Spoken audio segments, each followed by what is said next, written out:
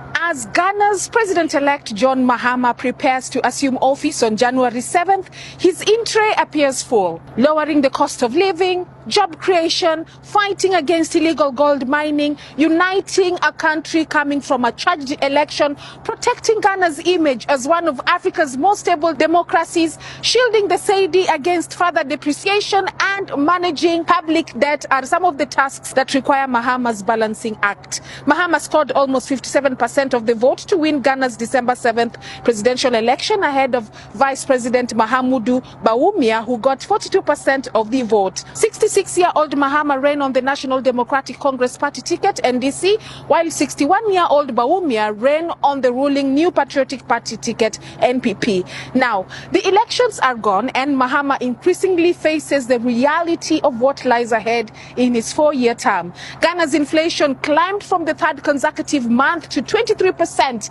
in November, hiking the cost of living. Foodstuff, fuel, and other basic items have surged in price.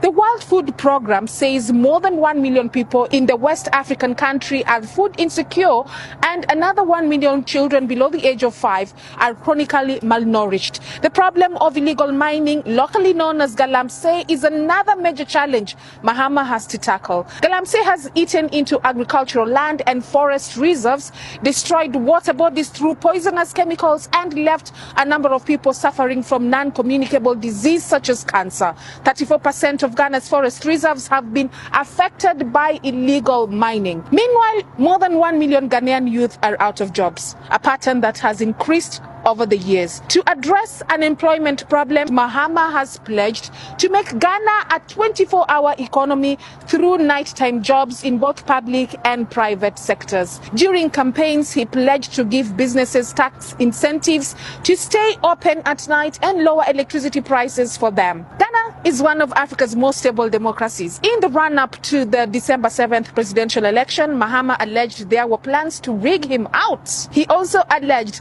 that soldiers were being deployed to cause chaos and stop the declaration of parliamentary results in some constituencies. But even with the allegations, he went on to win with 57% of the vote, and his party, NDC, got 185 out of 276 parliamentary seats, which is 67% of parliament. That's how strong Ghana's democracy is. Mahama now has the task to protect that democracy. Ghanaians say this performance is another potential headache for the president-elect. As at today, it has lost nearly 300% of its value against the US dollar compared with the exchange rate in 2016. That has eroded savings and made the cost of imports more expensive. Stabilizing the local currency will be a top priority for Mahama. Ghana's public debt is also an elephant in the room. It has risen from 63% of its GDP in 2019 to over 80% in 2024, a figure indicating the West African nation of 34 million people is in a debt crisis. Mahama would have to introduce pro-business policies